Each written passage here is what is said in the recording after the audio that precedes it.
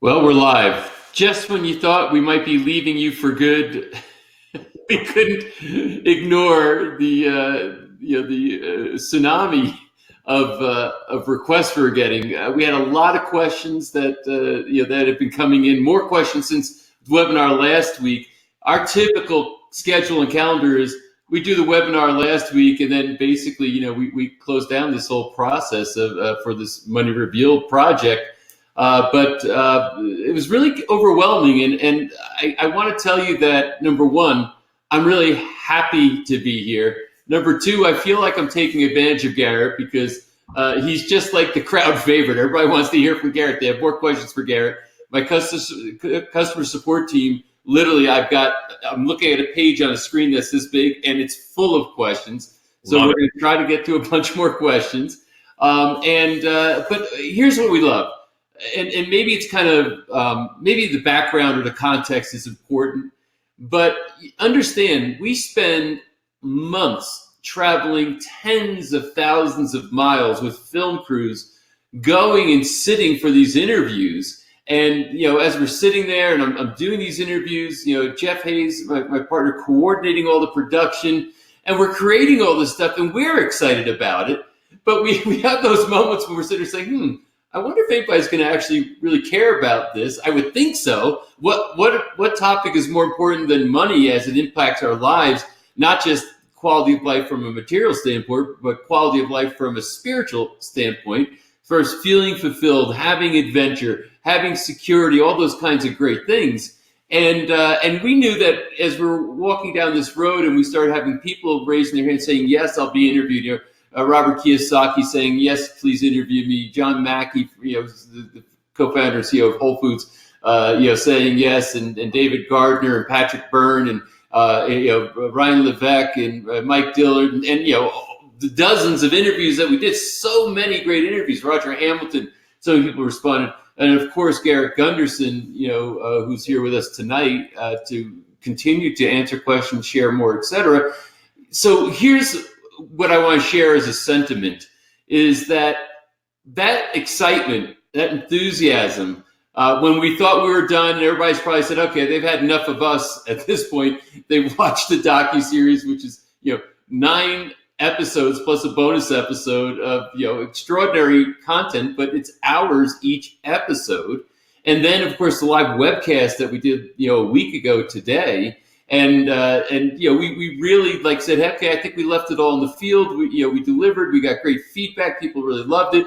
And then when we thought we were done, customer services tell me that they actually were getting more questions and more input from the viewing audience out there, which is all over the world, than they did the week before. So I got a hold of Garrett. I said, I'm a little sheepish asking for your time again, but the people really want to hear from us. And I don't want to just walk away when there's this much, enthusiasm and thirst.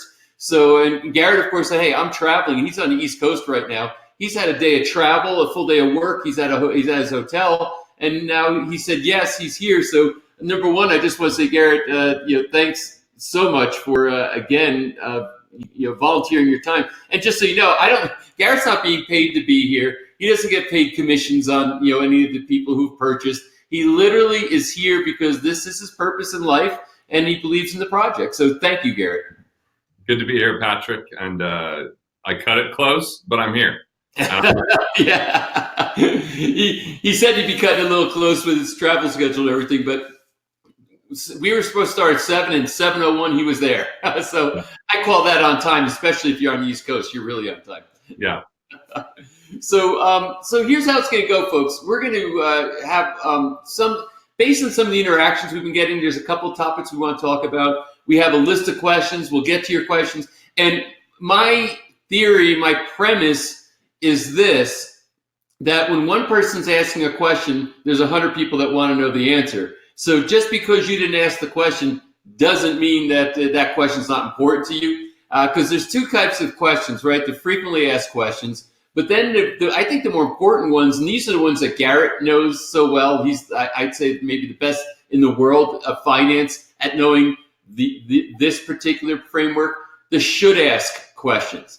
Because a lot of times people will show up, right, Garrett, and say, hey, I have questions about this, this, and this, and this. And you'll look at them and say, but you should be asking me about this, and you should be asking me about this. And I think the should ask questions are very, very critical, and we're gonna talk about some of those tonight. All right. So anyway, I can tell you, Garrett and I are gonna have fun because we don't know how to not have fun when we're together. I hope you have fun, but more importantly, we have a specific agenda, and that's for you to take away value from this conversation. We're going to run approximately 1 hour, so we're going to put it all in that framework. And thanks for caring. Thanks for encouraging us to come back. Here we are. So let's dive in. So Garrett, I want to come out of the blocks with something I know had a big value impact on my life when you first ran me through this. And I know that you've mentioned it before in some of the prior things that we've done with Money Revealed. But I think taking people, on a walk through this, literally this one thing I believe for many of the people that are going to be watching right now is worth thousands of dollars. They could pay for their Money Revealed, multiple times over, maybe even pay for their masterclass multiple times over in Money Revealed by doing this. And that is understanding the cash flow index. What is the cash flow index process? So the cash flow index is how we're going to pay off your loans in the shortest period of time possible and the safest way possible. Because we have to look at the big picture. A lot of people have more than one loan. And part of this cash flow index is really looking at the 3 R's. How can you restructure your loans? How can you renegotiate your interest rates? And how can you reallocate underperforming funds to pay off higher interest rate loans for a guaranteed return?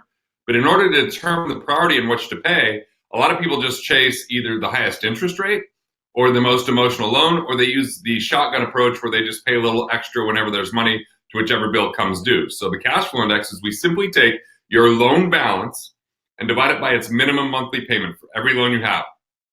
Loan balance, minimum required monthly payment, not what you're currently paying, and it's going to spit out a number. If that number is greater than 50, then you start to get in a more efficient zone. If it's less than 50,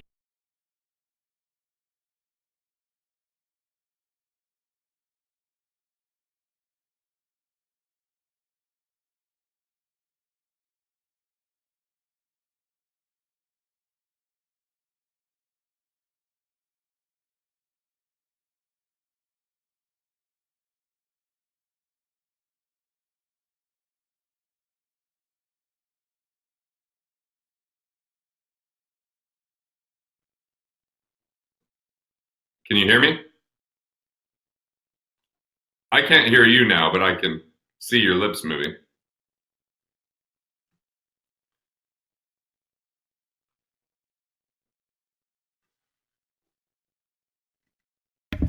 How about now? I got you now. Yeah, I lost you for some reason. There's some tech thing that I stopped hearing you, and I wasn't sure if it was broadcasting or not. It was only about 15 seconds ago, so I have to apologize. If you can, if you can go back, that'd be great. Yeah, so we're looking at your loan balance divided by the minimum monthly payment. That's going to determine your cash flow index. Don't pay extra to more than one loan at a time. And it doesn't matter what the interest rate is that's considered in this equation. What we're looking at is if you attack one loan at a time, you're going to free up your cash flow the fastest. By freeing that cash flow up faster, number one, it improves your debt to income, which is for every dollar you earn, what percentage has to go towards your loans. The lower your debt to income, the more purchasing power or borrowing power you have. The second is if that's on revolving loans like credit cards or home equity lines of credit, it'll start paying those down faster, which could boost your credit score. And a better credit score might mean we can go renegotiate other interest rates out there. So really what we want to look at is only paying extra to the one with the lowest cash flow index. It'll free up your cash flow the fastest. Like you could have something like a 0% interest rate, car loan, have your lowest cash flow index simply because it's an amortized loan. And maybe you've had that loan for a while and some extra payments will pay that off faster. And that frees up the cash to go towards the next lowest cash flow index. I'm actually out here in Lambertville, New Jersey. And one of the times I come out to New Jersey, I was flying out of New York airport. And they told us we were number 22 in line for takeoff. I thought we're going to be here for a while. But then they opened up another runway, which was actually going to move us further east before we went back west. So it felt like we were kind of going in the wrong direction, but it helped us get in the air, circumvent that, waiting line. And sometimes when you're paying extra to too many loans, at one time, it just slows the whole process down. Only focus on one at a time, focus on the cash flow index, and then pay the minimum to everything else. But even then, we can start restructuring loans. Maybe you have a paid off car you could refinance, and that gets a really low interest rate to pay off a higher interest rate credit card. Because when you have collateral, that can lower the interest rate. When you have an installment loan, that can lower an interest rate over a revolving loan like a credit card. And then you might even have investments that are underperforming. Maybe it's a certificate of deposit. Maybe it's a retirement plan that you could borrow from. Maybe it's even cash values of an insurance policy you could borrow from. Maybe it's a family member you could even borrow from. And you can take and pay off higher interest rate loans so you can get a guaranteed return, an immediate improvement in cash flow. And that's going to help you kind of rig the system in your favor versus having it rigged against you. So the cash flow index is instrumental.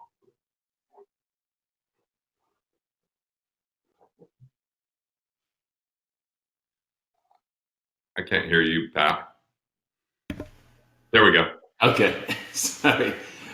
This is something that I found to be simple.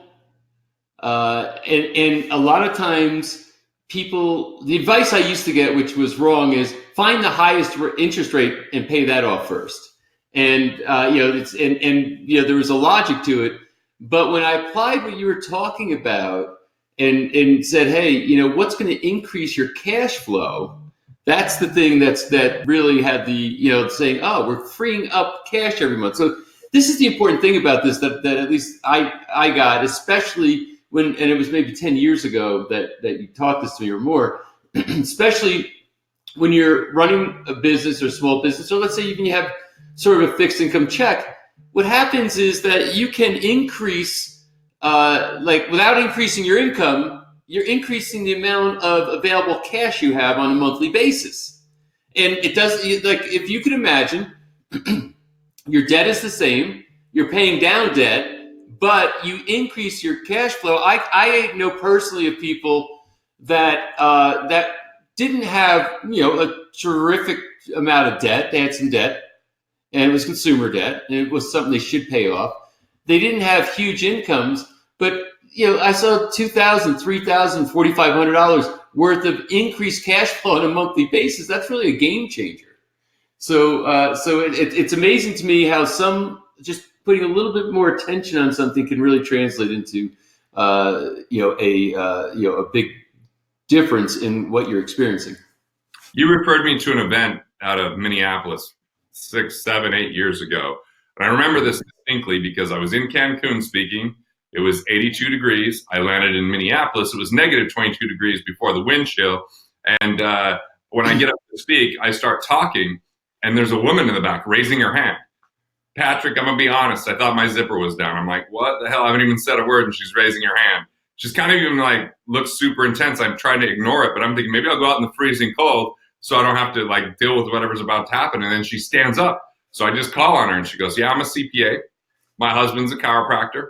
And we joined your program because I had a 9-month, 9-week, or a 9-year, 9-month, 9-week. It was some very specific amount of time that she was going to pay off all their loans. And she goes, we chose to work with you guys mainly because he decided to do it, and I went along for the ride, and you said you could probably shave off a third of the time it would take for us to pay off the loans, and that's just not the case. I'm like, oh God, this sucks. And she goes, as a matter of fact, we're 13 and a half months in, and we only have 17 months left. And what we did was we took inefficient loans and restructured them. Everyone that has a credit card can typically call and get better deals if they have a good credit score. We did a streamlined refinance on their home, which meant they stayed with the same institution, but because they had been paying on time, they had equity and a good credit score, we were able to lower the payment with the exact same company, just doing a $200 drive-by appraisal and a 3-document close, which cost them less than $1,000 overall versus a regular refinance, which would be super expensive. Then we took the underperforming assets, like we borrowed from their 401k to pay off other loans, so that all of a sudden they had a better payment structure. And this was the crazy thing. We paid off their home in that 13 months because they didn't owe that much on it anymore. And there was so much cash flow going towards the mortgage, like $3,000 a month, and it was only really taking less than $40,000 to pay that entire thing off. So where else can you take $40,000 of capital to free up $3,000 a month? That is a huge return in a cash flow perspective. So I'm looking at the big picture. When we're looking at cash flow index, it may be like a little bit counterintuitive for a minute, but we're looking at everything working together. And by boosting your credit score, then we could restructure other loans. We can renegotiate other interest rates. We can look at your assets to see if there's other ways to finance this more effectively. So that's a nice way to start off an event. With somebody saying, "Hey, this worked better than I thought. Thank you," especially when they're CPAs. Yeah, and a good way to validate the rest of my talk. I bet people pay closer attention. Listen, if you saw me kind of leaning in, I was seeing messages that some people could not see us, so I've been texting back and forth with the tech team. If you're seeing me now, you've already figured it out. But to start it, you had to refresh your screen. So if anybody's joining us a little bit late, extraordinarily sorry that you might have missed the beginning. However, it is being recorded, and we will replay it, so you'll be able to get the chunk that you missed. And let me tell you, the beginning was very important, so I would make sure that you watch that. We covered actually some really cool stuff. So I apologize for tech issues. We try to go for zero defect. We test everything before we start, but the Google gods and other people in the world sometimes it's like how can you put it? Gremlins in the machine. So Wall Street just doesn't want to hear what I'm teaching. They're really trying to intervene. Well, I'll tell you, we've had times when we've been attacked and trying to launch a docuseries when people don't want it to go out there. It happens. So anyway, again, my sincere apologies if anybody had any trouble tuning in. But I think we're all good to go now. I just refreshed. It looks like it's working for me. So I appreciate your patience on all this, and we're gonna continue on. So maybe what I could do, Garrett, is jump into a couple of questions. Great, let's do it. So we could see. So thus far, we covered a cash flow index and how to pay down debt faster and increase cash flow without having to make any more money. It's something I think is important and something that personally impacted me a great deal when I first did it 10 years ago, and many other people that I know that have followed that advice. So you definitely want to watch that. Okay. So you're ready. Here we go. Garrett had to take off his jacket for this one. He knows it's I'm already warmed up. So here it is. I am 33, single, no children. This is from Joy, incidentally. You're financially right there. Say that. They're already ahead financially. Kids cost money. All right. So Joy's 33 years old, single with no children. Would a whole life insurance policy be a wise decision? If so, why? If not, what's the alternative? What is the guideline for the right way to set up a whole life insurance policy? And thank you both.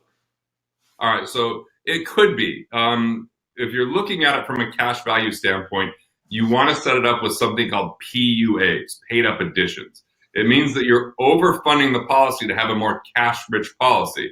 And if you maximum fund that to the legal limits where you don't lose the tax advantages, you can boost the return that you would earn on a normal savings account somewhere between 400% and 800%, but it does take 18 to 24 months, even if it's set up properly, because there are capitalization periods and costs for the setup. Now, what's nice about that is if the market goes down, your account doesn't dip. You have a minimum guaranteed interest rate. You don't have to wait till 59.5 to access that money, even though you're not paying taxes as it starts to grow. Every time you get interest, it's now locked in. So it's available, it's got tax advantages, and yeah, it has a death benefit, which you might not be overly concerned with now. But let's fast forward and say that now you're in your 60s or 70s. You can actually use that death benefit to benefit you, even if you don't have kids at that time, or even if you're still single, because you could use that to what I would call buy net worth and build cash flow. The death benefit can act as a tool to unlock dead equity in a home. So just really quick, an example could be, let's say you don't have a mortgage and you own a home when you're in your 60s and 70s, you could use the death benefit as collateral, unlock all the equity in your home through something called a reverse mortgage, which comes into you tax-free, and then you don't put your home at risk because the death benefit pays the bank back. That would be an example. Or you could even, sell assets tax-free through what's called a charitable trust, using the death benefit as collateral. So I know that I'm giving kind of some big concepts here all of a sudden, but that's okay. We'll make sure that, you get money revealed. I talk about this. I'll make sure there's bonuses with my What Would Rockefellers Do book. Get that over to Patrick and the crew, because that can go into it a lot more deep. But it also got to understand, what's your cash flow, what's your business opportunities. So I would say it's likely that it would be helpful, but not 100% certain yet. I love it. I go to cashflowbanking.com. I use the guys and I endorse the guys behind that. They're very certified. You can actually secure appointments and have them run numbers for you.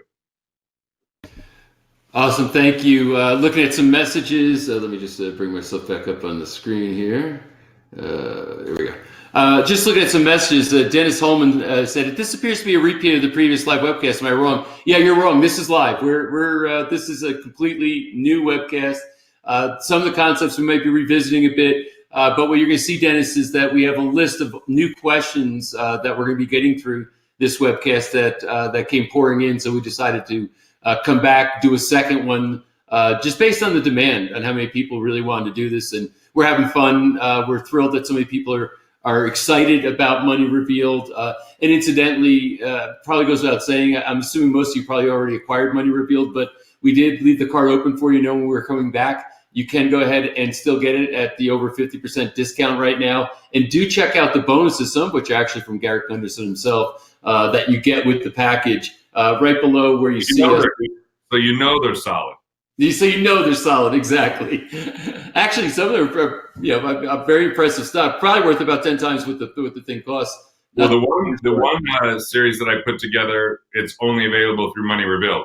It's not available anywhere else. So the 13 videos on legacy. Right on. Oh, that's right. That's right. So anyway, you can still get it if you want to get it, but we're here to answer your questions. So let's go back to the question sheet. I just have to switch the screen here. Okay.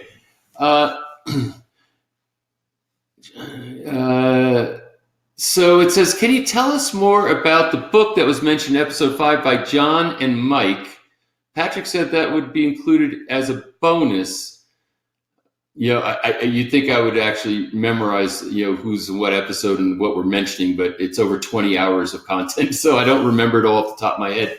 But I will say that I know that one of the books that was included as the bonus was Ryan Levesque's book that was Choose. But if you look at the button, I endorsed Choose. I love that book. It's an awesome book.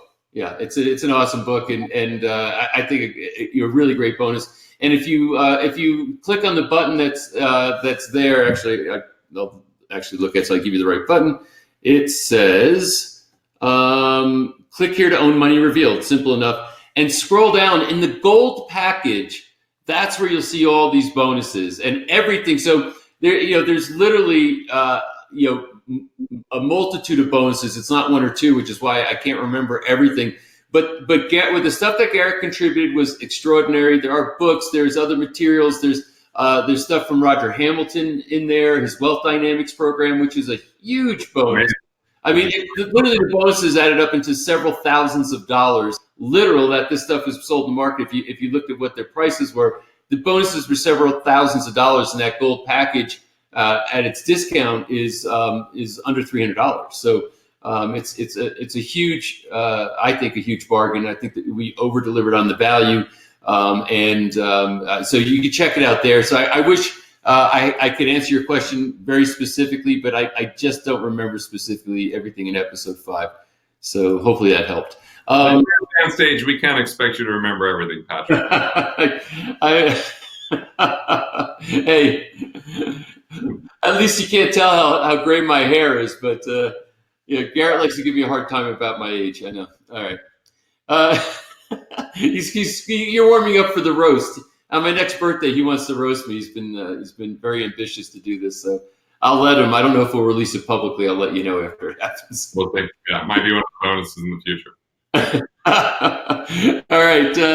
Trista, I am still unclear about how laser funds get started. Does one have to have thousands and thousands of dollars up front in cash to get started? Is it even an option for those without a savings? If so, how does one begin? What's a laser fund? I don't know if I know what that is. The laser fund is, if I remember going back to, is what Doug Andrew talked about, which is very similar to the Be Your Own Bank type. Yeah. So you can start with $50 a month. That's what I did. It's Doug's terminology. I use different terms. He's invented that term. Yeah. But I think the quick answer is that Well, I guess the question is maybe, or a question, a follow-up question would be, it's still worth it to do it, even if you're only starting at 50 a month, 100 a month. Progress over perfection. Start somewhere. Get the habit. It builds. I mean, when I was 19 years old is when I started at $50 a month. That's been great. Here we are, 20 some years later, and I still have that. It's grown. It's available, and then I've done a lot more since. But you just got to start somewhere. Awesome. Thank you. Can you speak to the psychology of why we may feel awkward and not as good for charging for our services, and how exchanging value is normal in any economy? How can we feel just as good for charging for our services as we do when we simply give? And Georgia is the person who's asking that question. Well, she's speaking to both of our sweet spots here, but go ahead.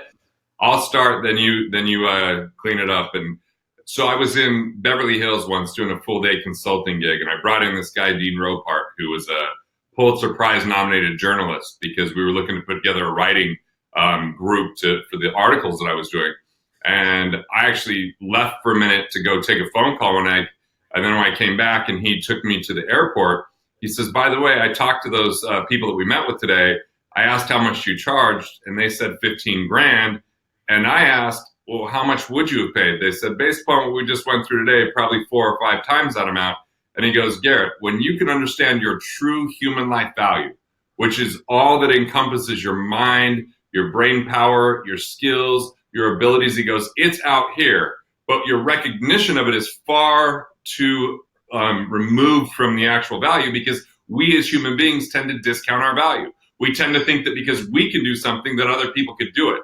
And so it kind of reminds me of a cheesy story of like Picasso scratching something on a piece of paper, and then someone asking, well, can I have that? He goes, no, that's going to be X amount of money. They said, but you only took a minute to do that. He goes, what are you talking about? I took a lifetime to get that good to be able to do this in 1 minute. And so I think that we just tend to have that discount. And the thing is, if you could see that more from a moral obligation to give the world the best that you have, and if you don't get paid well for that, you can't hire as many people, you can't impact as many people, you can't reach as many people, because you shortchange not only you, but everyone that could have had your services or abilities if you had the financial wherewithal and bandwidth to serve them. So if you look at your services, money is just a place where you store your energy that you give, so that then you can redeem it to utilize other people to actually have a greater collaborative impact. I think that changes the game. And charity sometimes, because it's more widely accepted as like this thing that we somehow should be doing,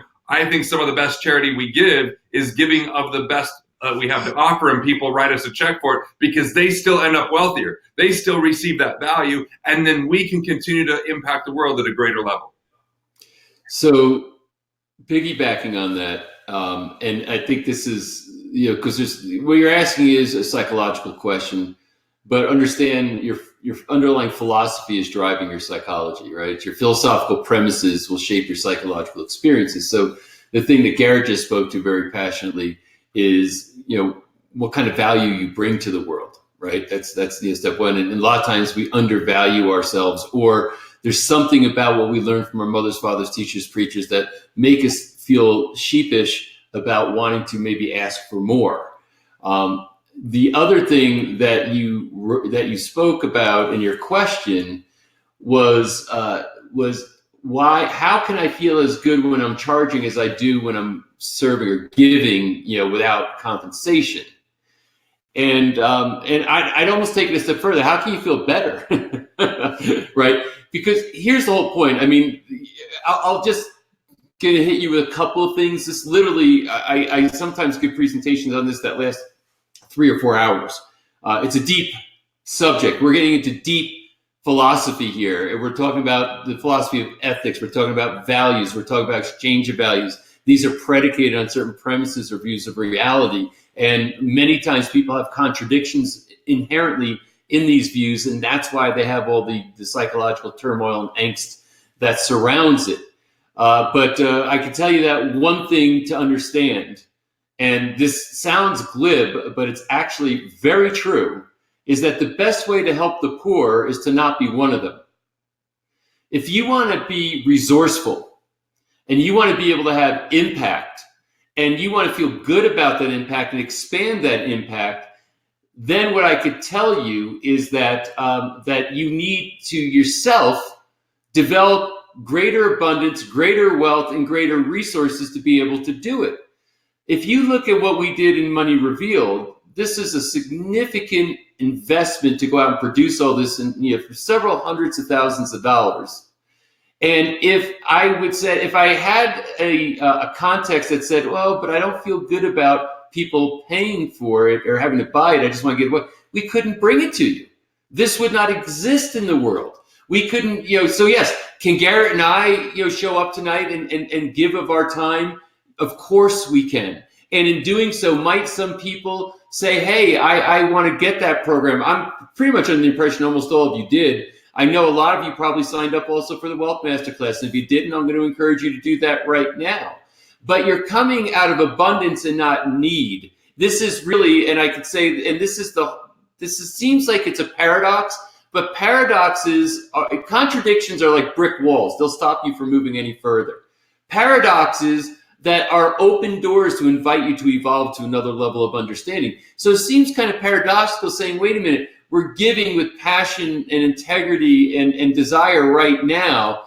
Paradoxically, as we do that, because we have a product or a service to offer, more people are going to engage in it if they're resonating with this message. Some of you right now are thinking to yourself, this is my time. This is the right time for me. Some of you are saying, hey, this was really great. I got a lot out of it, but I don't need to go any further with it.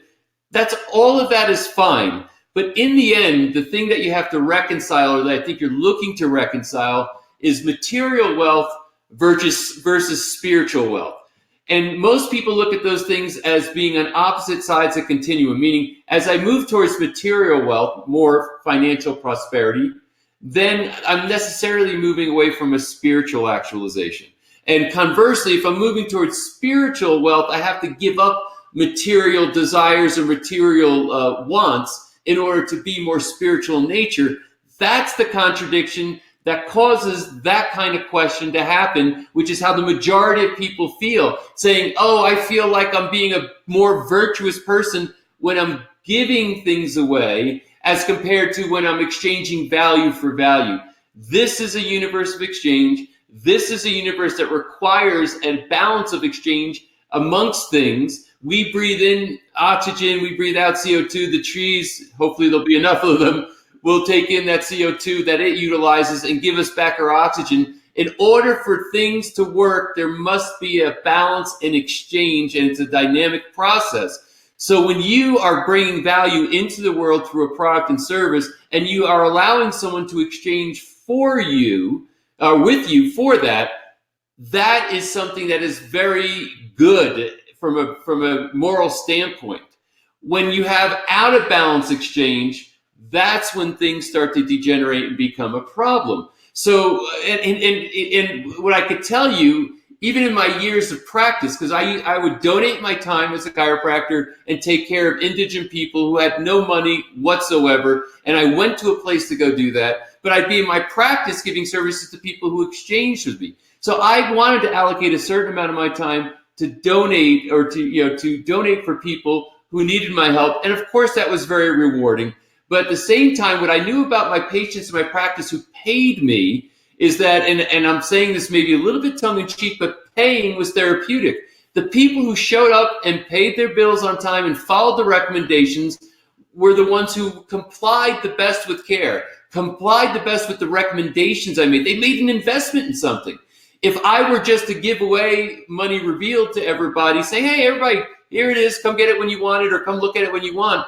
If they didn't make an investment in it, I can promise you that the vast majority will never even look at it.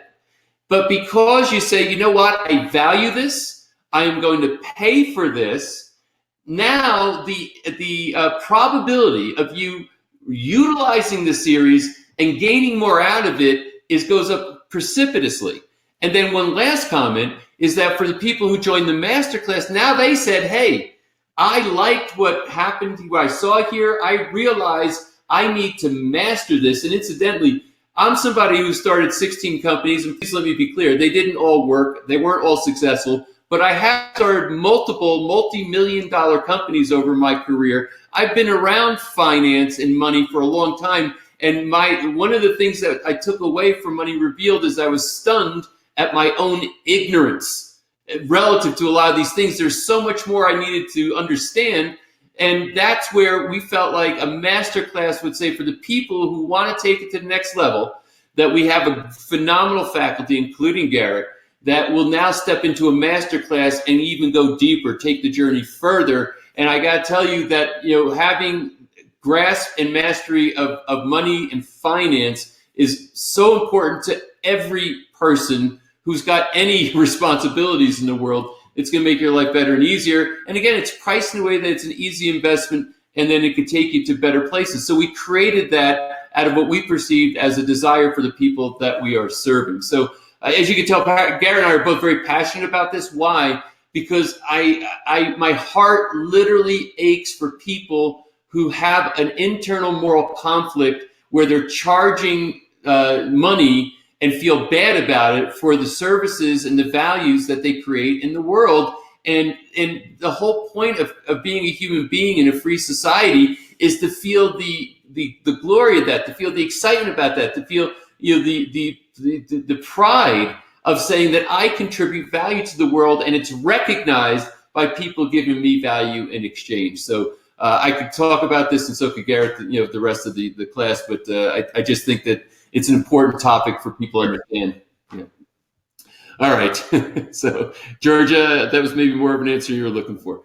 All right. So, Gabriella says, hello there, Patrick and Garrett. I'm 29 years old. I'm currently looking for ways to earn passive income. To be honest, I don't like to stay in front of my computer doing something that I don't care about just for a payment at the end of the month. My family is getting kind of upset because I stay all day at home in my PC researching and doing some stuff that really matters to me. And can I do this at this point in my life? Many of my peers are working for a paycheck, and sometimes it is some of the grammar stuff, but sometimes I get frustrated about it because so far I don't make any money. Please help. I thank you in advance. It's Gabriela Alvarez. So do you have a comment on that, Garrett? I wrote Killing Sacred Cows when I was 29 years old. Before that, I had done real estate. I'd done oil and gas investments. I'd done 2 pre-IPOs. I'd done a hard money lending fund, of which nothing of that before did I have any passion. But then I decided, hey, this is something that matters. And I had to really go all in on it, invest my time, my energy, and even the money to make it happen. So I think that part of your investor DNA is figuring out where do you have those core competencies, where you've got that unique knowledge and insight. Where do you have those core drivers, the things that you would read about, research, and want to do regardless? Make sure it aligns with your values. And then you've got to start asking the question, how can I monetize this? How can I turn this into cash flow? How do I reach people and add value to their life? How do I get this out there in the world in a way that's profitable? Because if you don't, then it's kind of like, it's all for nothing. Yes, it's helpful for you. It's almost like a hobby and it's enjoyable, but you got to put it out there in the world. But invest in what you know. What have you been researching? What have you been learning? What are you passionate about till age 29? And how can you now turn that into cash flow? And I think that, I've seen people that have done anything like, rent, like go to landlords and say, hey, I would like to rent this, but I'm going to just go ahead and create the cash flow by renting it on Airbnb, and I'll split the profits with you. It didn't take money to make money. They just had more human ingenuity. I pre-sold 22,000 copies of my book before it was even released by releasing audios and written materials beforehand. So it didn't take money to make money there. It just took action. So how do you reach someone? If you've got something to offer, find and amplify a relationship like a Patrick Gentempo. I added value to his life. He sent tons of people my way because he knew the impact it could make in their life. And so where can you find those types of things? And you're at a great age to do that. But I did at that same age, one of the more instrumental things in my career. So hopefully I don't have more context, but hopefully that gives you some idea.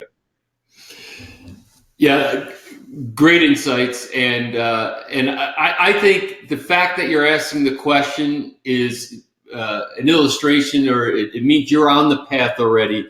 And sometimes it's very important to know what you don't want before you can figure out what it is you should do or what you do want, which is also embedded in your question.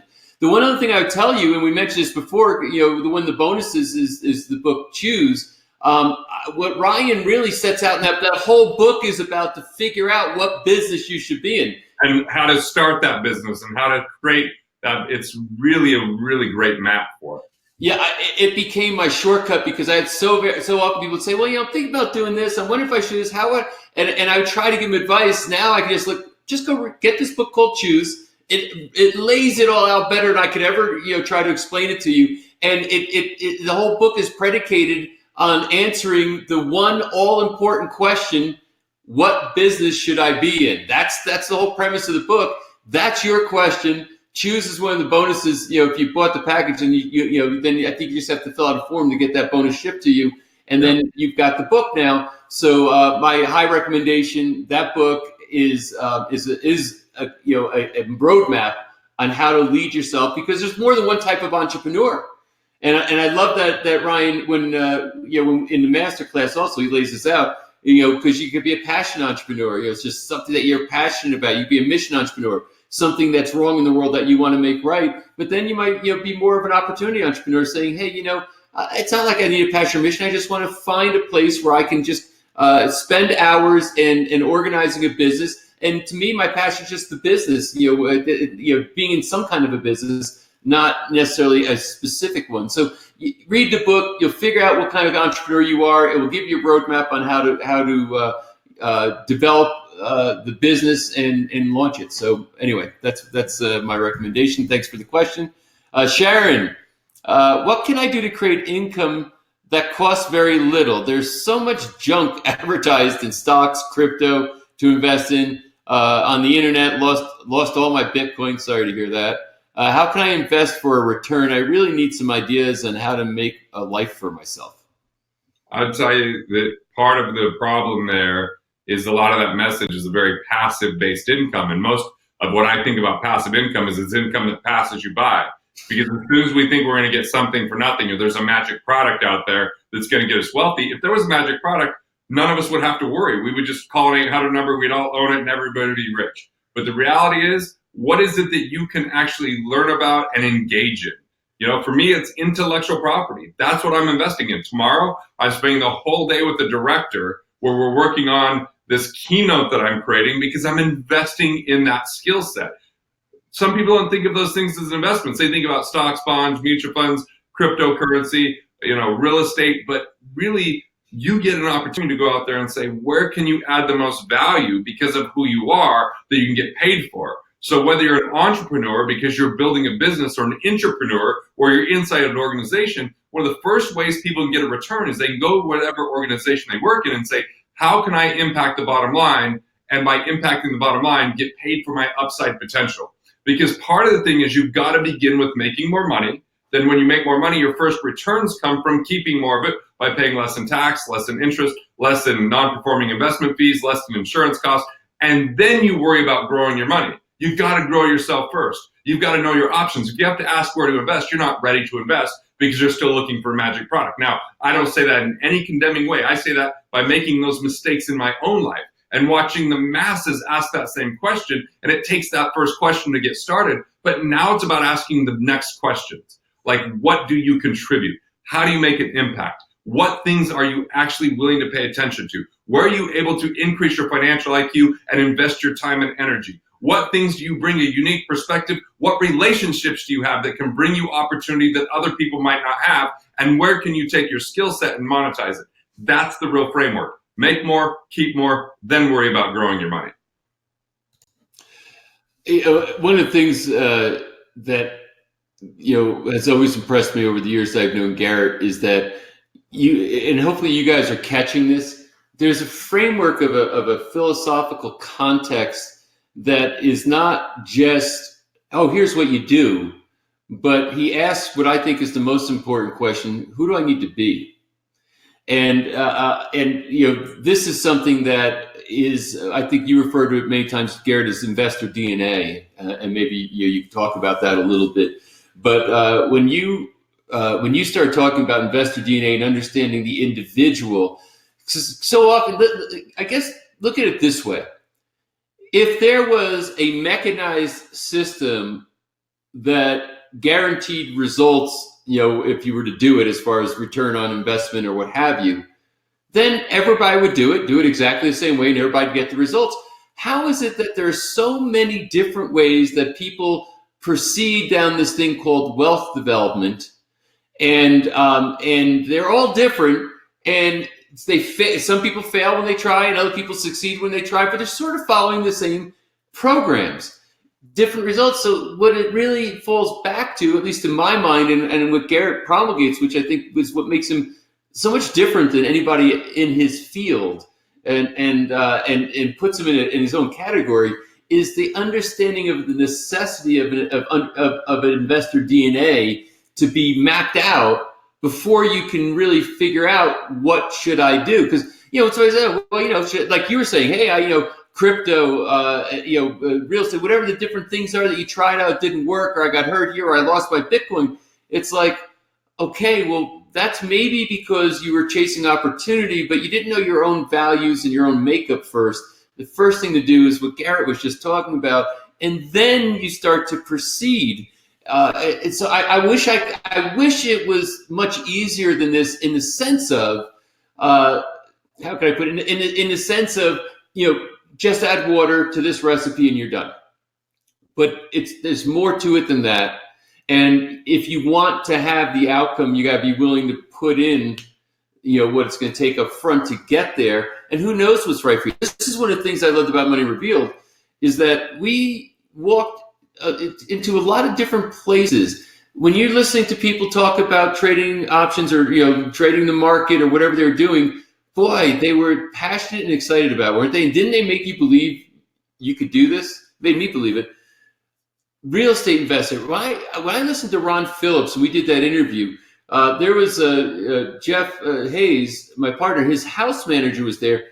After that interview, do you know what she did? She went and bought 2 single-family homes following his recommendations, and now is an investor. She never was before in her life.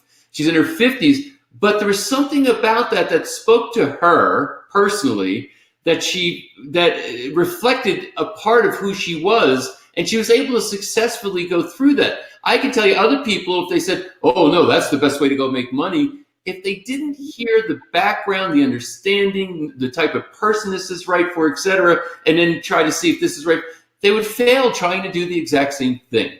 And so I will say 2 things. Number one, I believe every single person watching us right now has a path that would work for them to generate greater wealth in their life. I know that for a fact.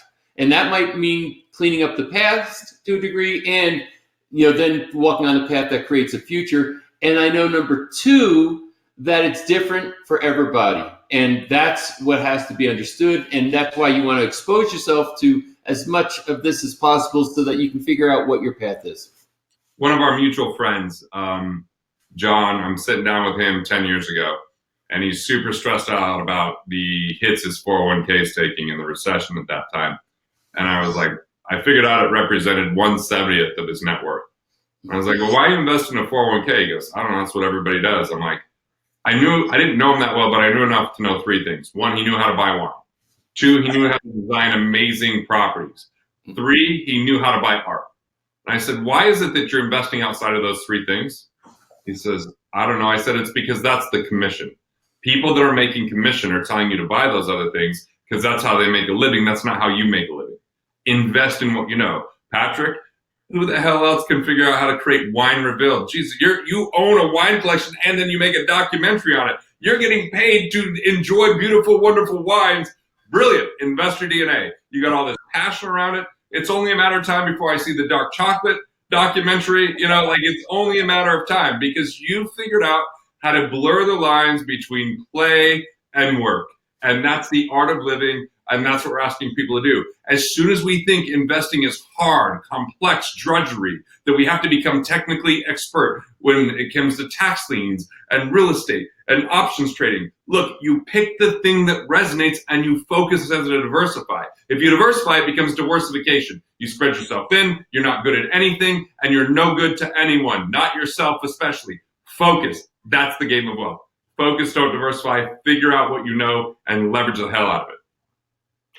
I remember when you said to me, and it's every bit of advice I got, forever, over, the course of my career until I met you, is that isn't diversification just admitting you don't know what you're doing? And certainly I could give the logic of, hey, you're hedging a little bit, blah, blah, blah. But in the end, what you know and understood and what you taught me, and this is where I know, because I liquidated my 401k. I did a bunch of things that were considered fairly radical once I met you, heard what you had to say, and then started following this path. And what I further understand, and this is the thing that what impresses me about you, Garrett, and what has been now a completely deeply held understanding of my own, is that you have to constantly expand your knowledge and learn more.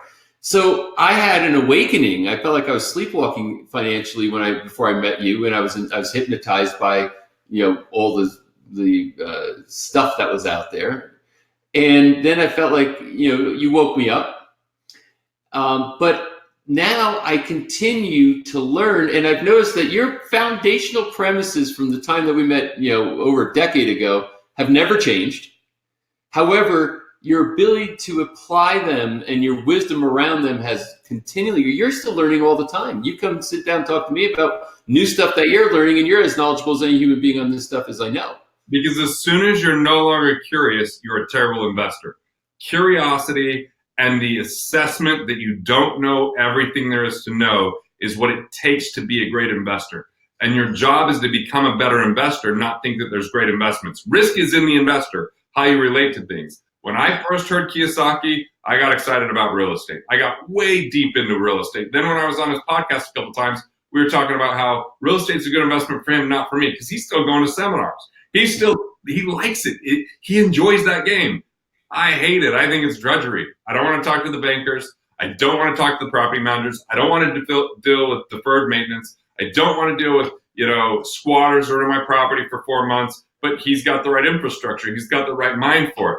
But at the same time, I feel like when I now have gone all in on intellectual property, I went from a book in 10 years to a lot of books, to a lot more reach. And now I'm saying, hey, I'm going to take that to another level, whether it's on YouTube or whether it's here with Money Revealed. Like, I've got to be the number one provider for this, because I want to bring the personal back to personal finance and know that you're the asset. There's no other greater asset than the individual. And anything you do outside of that is either aligned or not aligned. And the majority of the population is misaligned because they're misinformed. They bought into myths. They think that somehow high risk equals high return, or compound interest is going to save them, or if they wait for 30 years, it's going to be a payoff. And it's not.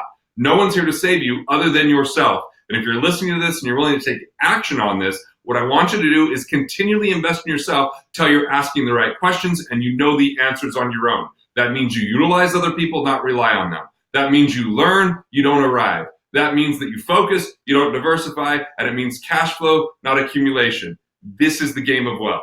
And so if we look at the wealthiest people in the world, they had something unique. Now, some of these a-holes, they just inherited it. Some people married into it, a few people won the lottery. That's not sustainable, and that's luck. Everyone else did it through principle and universally applied laws that you can unveil too, as long as you don't discount them or circumvent them in chasing a product that will always be elusive when you chase profit without premise. When you chase profit and you don't know philosophically why it would work or not work, when it would pay off, when it wouldn't be, when it's time to be in cash, when it's time to be fully invested, you are just part of the speculators. And unfortunately, you can have temporary riches, but it's hard to have sustained wealth. You dropped so many nuggets in there. Get a replay and rewind this a little bit, but we'll leave a recording up for a little while so that people can revisit. But there's many things. One thing I just want to tease, I said, utilize other people, don't rely on them, meaning take responsibility. Take responsibility for your learning. Take responsibility for your follow through. But definitely utilize other people in your learning. And once you, I think you said something effective. When you're no longer curious, you're in trouble. So, so I'd like to take a minute. We have a few minutes here, and still some questions. My God, but I want to invite you all, if you haven't already signed up for the Wealth Masterclass. This is, and it was a perfect segue. And you might think that we planned this. I can promise you, all I did was call Garrett last week and said, hey, we got a lot more people, a lot more questions. Can we do another one and try to hit some more? And what I try to do is several of the questions are similar, so I try to like ask one, and then that usually covers 4 or 5 of them. So hopefully we got to a lot of the content that you guys were looking for. But that was it. Garrett said, I'm traveling, but yeah, I'll be there. And we just got together, and here we are. It wasn't like we crafted like some type of an outline that says, you say this, and I'm going to say this, and you say this, and I'm going to say that. We get customer service, gives us the questions, and we deliver them. But I think piggybacking what you're saying, I want to wholeheartedly ask that if you want to continue your study, if you want to go deeper on these things, if you want to, a couple of months from now, be on a much higher level of understanding and effectiveness, clarifying your own premises, understanding what things might be the right path for you to follow when it comes to income and wealth development and investment, I'm going to encourage you to sign up for our Wealth Masterclass. It's 8 weeks, 8 modules with many of the instructors that you saw from the Money Revealed program now coming in to deliver a class. And the way that it works, if you just give me 1 minute here, I want you to understand it, and then you can decide if it's right or wrong for you. But what will happen is every week, we're going to have a 1-hour presentation where it's literally the instructor is going to, with all the students, is going to lay out their best material to teach you about what they know best and what they understand and what they're experts in. And then a second hour in that week, and it's going to be done via webcast, so you don't have to travel anywhere. You do it right from the comfort of your home or office, and it's going to be recorded so that if you can't be there at the time when it's live, you will have access in a membership area to go and look at all the recordings. It's yours to keep. They'll be available to you not just that week, but for forever. They're there. And you can also directly ask your questions, submit your questions. So we have the presentation and then the Q&A session, and we're going to be going week by week. So we're going to be talking about, we call it Garrett's presentation, the big picture. He overviews it like nobody else, gets into the investor DNA, tours all the neighborhoods basically to kind of warm you up on it.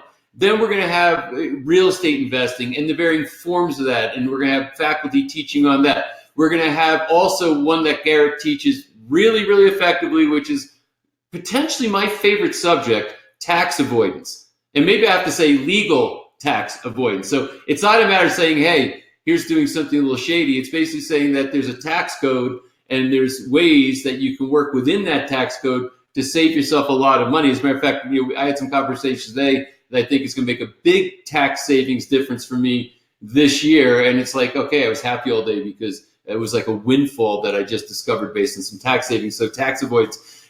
Cryptocurrency. You might not be interested in cryptocurrency. You should at least understand it. You know about it. You got to understand it. You just got to understand it and understand what it means in the world. And even maybe more importantly, understanding blockchain. Because what I can tell you, if you saw my interview with Patrick Byrne, he made a statement that was a very, very bold statement. And he might have been the smartest guy we interviewed in the whole set. This guy, from an IQ standpoint, is just off the charts.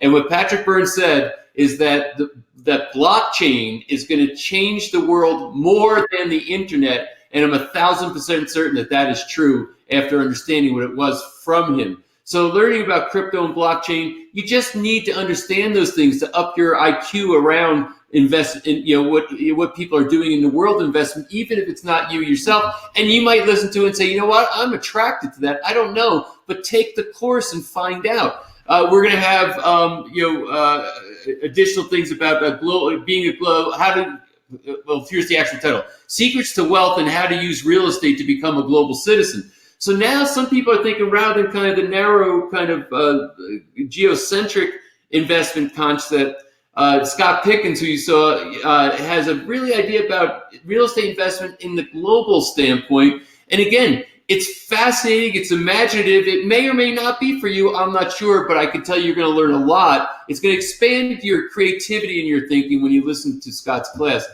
Stock options and advanced strategies, as far as that's a big thing for a lot of people. And I can tell you that I know people who have, through the Money Revealed series, have learned enough about that and followed through with it. And they love that world, in the market, looking at options, how to trade them, et cetera. It might be right for you. It might not be right for you. I don't know. But I think you need to understand what it is and get experience with it. We've got the whole. Because this is why you're losing money in your 401k. Yeah. Holding money long term, you Yep. got to understand that money doesn't disappear; it goes into the option trader's hands. So you lose, the option trader is winning, and they call it swing trading. You know, most people don't really recommend day traders. Those are real pros. That's a tough thing. You know, you got the long-term holds, but then the swing trading is kind of that in-between time horizon with options that, hey, if you like, you know, the format of what that is, it's a real opportune area. So you can check that out. I'll tell you another thing we're gonna talk about is gold and precious metals. Many people like to get into that particular area. You know, depending on what your beliefs are, what you think might happen in the market, what's going to happen to the economy, all the debt that's going on.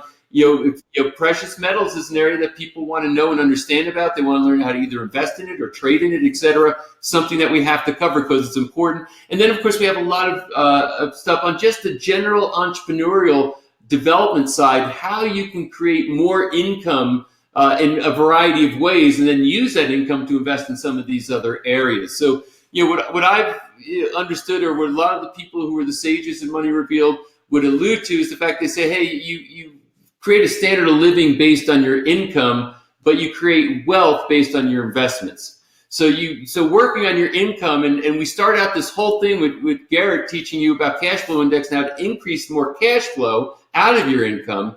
And then when you have increased cash flow, you can now go invest that in some of these other areas that we've been talking about, the consequence of which is you start to now build real wealth. So the button is right there. We have oodles of bonuses that are with the masterclass. So it's the classes, you know, week by week that we're going to be doing. In addition, there's a ton of very, very valuable bonuses. So oodles of bonuses, Patrick. Oodles. So Oodles. Yeah. So he's making fun of me if you didn't realize. So he's taking notes now for the roast. So so anyway, I guess to just sum this up, I believe that, you know, this is the kind of education you'll never get in school. The tuition is a whole lot cheaper than what you pay to go to school, and I think the dividends will pay will be really great for it. So I'm going to be in there. More practical and immediate. Yeah, practical and immediate is exactly right.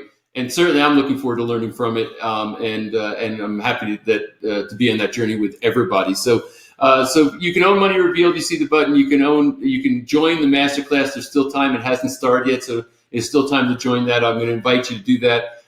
Thank you all for submitting the questions. Thanks for your enthusiasm around Money Revealed. I really very much appreciate that. And Garrett, any final words before we tie up?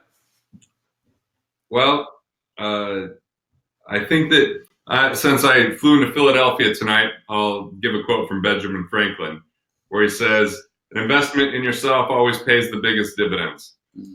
And so right now you might have an option to put another deposit into a retirement account that's going to overpromise, underdeliver, still have to pay taxes on the back end, take fees from you for the rest of your life, or you can redirect that into yourself. Now, for some people, that feels more scary to invest in themselves than to put it in someone else's hands. Right now, you're putting it in the hands of Wall Street.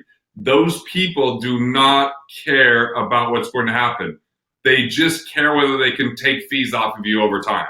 When you are in the know, you'll have new eyes to see that puts money in your pocket, that will plug the leaks, and that will have you feel a newfound sense of clarity and confidence, which allows you to become a better investor and to avoid mishaps and mistakes and to embrace opportunities and dial in your investor DNA. So if you'd like the companions of knowledge and of support, then I highly recommend Money Revealed. And you know what? Be in the masterclass, because I don't agree with every single thing that everyone says in that. As a matter of fact, there's a few things I have a strong opinion about that I'm going to share in the masterclass. But I think it's important to be exposed to all thought processes and figure out what aligns with your investor DNA. So one thing that does align with it is increasing your financial IQ. This will be an amazing companion for you to reduce risk and improve return, and should pay dividends for the rest of your life. Yeah, thank you, Garrett, for that. And along those lines, incidentally, as you said, you know, the people who are teaching real estate in masterclass, they think real estate's the best investment. You're crazy to go into the market. The people that are, you know, that teach options in the market, they're like, oh yeah, real estate's nuts. You shouldn't do that. There are some things that many people agree upon.